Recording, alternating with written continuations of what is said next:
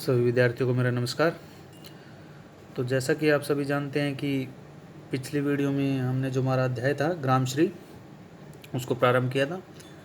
उसके जो 3 पद थे उसकी व्याख्या हमने कर ली थी। आज जो इसके बचे हुए शेष पद हैं उसकी व्याख्या इस वीडियो में आज हम करेंगे। तो प्रारंभ करते हैं चौथे पद की व्याख्या। अब रजत स्वर्ण मंजरियों से लद गई आम्र तरु की डाली, झर रहे ढाक पीपल के दल, हो उठी कोकिला मतवाली। महके कटहल मुकुलित जामुन, जंगल में झरबेरी झूली, फूले आड़ू नींबू दाड़िम, आलू गोभी बैंगन मूली। अब रजत स्वर्ण मंजरियों से, तो प्रस्तुत कवितांश में कवि ने बताया जो ग्रामीण क्षेत्र है, जो गांव की प्राकृतिक सुंदरता है, उसका वर्णन यहाँ पर किया गया है। तो उसका वर्णन करते हुए यहाँ पर कवि कहता है कि वहाँ पर अब गांव में आम के वृक्ष की जो टहनियाँ हैं वो कैसी हो गई है, रजत स्वर्ण। रजत का अर्थ होता है चांदी और स्वर्ण होता है सोने, अर्थात सोने और चांदी के रंग के बोर से लद गई हैं। झर रहे ढाक पीपल के दल, अर्थात आम की टहनियों पर जो बोर आ चुका है, आम लगने से पहले जो बोर आता है उसको बोलते हैं बोर आ चुका है, जिससे उन पर फल लगने की आशा हो गई है कि अब इसके पश्चात क्या है, आम के जो फल है वो इस पर आएंगे। झर रहे ढाक पीपल के दल, हो उठी कोकिला मतवाली। तो इस समय जो ढाक और पीपल के वृक्षों के पत्ते हैं वो झड़ रहे हैं, पतझड़ का मौसम है। ऐसे सुहावने मौसम में सुंदर जो वातावरण होता है उसमें कोयल मस्ती भरी आवाज़ में कूकती है, बोलती है। महके कटहल मुकुलित जामुन, जंगल में जरबेरी झूली। इसके अतिरिक्त जो कटहल के पेड़ है वो भी महक उठे हैं, झूम उठे हैं, और जामुन का जो पौधा है उस पर भी क्या आ गया है, बोर आ गया है। जंगल में झरबेरी झूली, और जंगल में छोटे छोटे जो झाड़ियों वाली बेरियां होती हैं वो भी क्या है, झूल उठी हैं, झूम उठी हैं। आड़ू फूले आड़ू नींबू दाड़िम, आड़ू नींबू अनार, दाड़िम का अर्थ होता है अनार, तो गोभी बैंगन मूली आदि जो फल और सब्जियां हैं वो खूब उगे हुए हैं।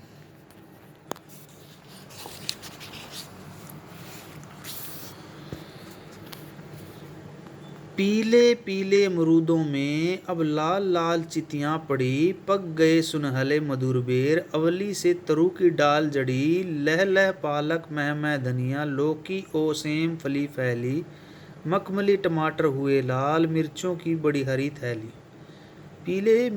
पीले मीठे अमरूदों में, तो कवि ने यहाँ पर जो खेतों में उगी हुई सब्जियां हैं और वृक्षों पर लगे हुए फल हैं उनका वर्णन करते हुए कहा गया है कि अमरूद के जो पेड़ हैं उन पर जो अमरूद लगे हुए हैं उनके अंदर लाल लाल रंग के जो चिन्ह हैं वो पड़ गए हैं, अर्थात अमरूद पककर लाल हो गए हैं। पक गए सुनहले मधुर बेर, अवली से तरु की डाल जड़ी। तो इसी प्रकार बेरियों पर जो रंग सुनहरे रंग के जो बेर हैं वो पक गए हैं, अर्थात मीठे हो गए हैं। अवली से तरु की डाल जड़ी, और आंवले के वृक्ष की टहनियों पर भी आंवले आ चुके हैं, अर्थात आंवलों से उसकी जो टहनियाँ हैं वो लद गई हैं। लह लह पालक मह मह धनिया, और खेतों में अर्थात खेत में खड़ी हुई जो पालक है वो लहरा रही है, और धनिया भी क्या है, अपनी खुशबू बिखेर रहा है, सुंदर लग रहा है। लौकी ओ सेम फली फैली, लौकी और सेम की बेलें हैं जो वो फैली हुई हैं। मखमली टमाटर हुए लाल, और जिन पर अब मखमली जो टमाटर है वो भी पककर कैसे हो गए, लाल रंग के हो गए हैं। मिर्चों की बड़ी हरी थैली, और मिर्चों के पौधों पर भी अत्यधिक जो है वो बड़ी बड़ी हरे रंग की मिर्चें लगी हुई है। ऐसा लग रहा है कि जैसे किसी ने इन पर थैली लटका दी।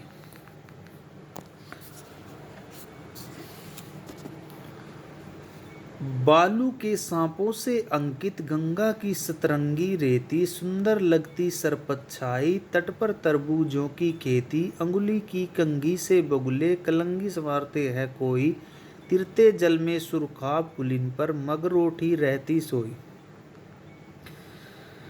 तो इस कवितांश में, इसके पद में कवि ने क्या है, यहाँ पर गंगा का जो तट है उसके सौंदर्य का वर्णन करते हुए कहा है कि गंगा के किनारे बिछी हुई जो सतरंगी रेत है, 7 रंग की जो रेत है, वो हवा के चलने के कारण लहरों के बनी हुई जो सांपों हैं, उनके जो सांप होते हैं उनके समान प्रतीत हो रही है।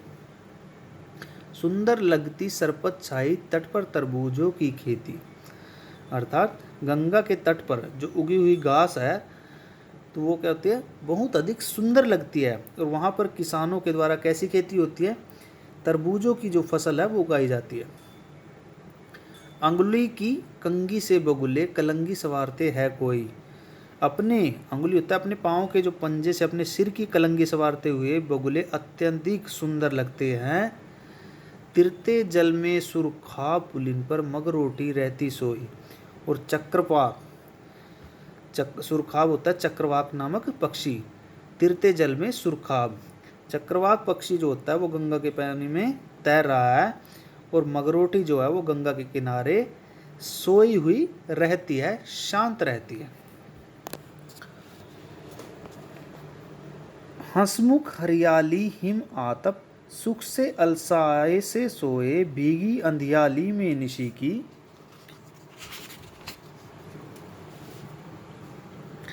तारक स्वप्नों में से खोए मरकत डिब्बे सा कुलाग्राम, जिस पर नीलम नभ आच्छादन निरूपम हिमांत में स्निग्ध शांत निज शोभा से हरता जन्मन।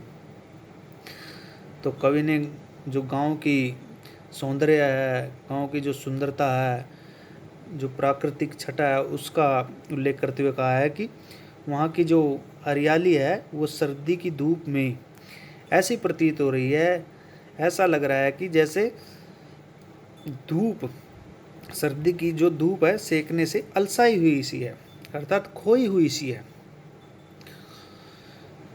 उस रात के अंधेरे में वही हरियाली भीगी हुई सी प्रतीत हो रही है, और ऐसा लगता है कि नीले नभ पर रात्रि के चमकते हुए तारों में जो सपनों में खोए हुए से लगते हैं। तारक स्वप्नों में खोए हुए से मरकत डिब्बे सा कुलाग्राम।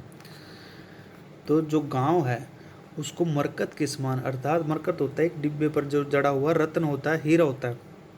तो गांव जो है उस शरद ऋतु में मरकत डिब्बे के समान प्रतीत होता है, जिस पर उस नीले रंग का आकाश छाया हुआ होने के कारण भी आकर्षक बन पड़ा है। निरूपम हिमांत में स्निग्ध शांत निज शोभा से हरता जन्मन। हिमांत में तथा शरद ऋतु में अत्यंत सुंदर, शांत और अनुपम जो गांव की शोभा सबके मन को आकर्षित करने वाली है, आकर्षित करने वाली है, अपनी ओर खींचने वाली है। तो ये अध्याय संपूर्ण होता है। सभी विद्यार्थी इसको अच्छे से याद करेंगे। धन्यवाद।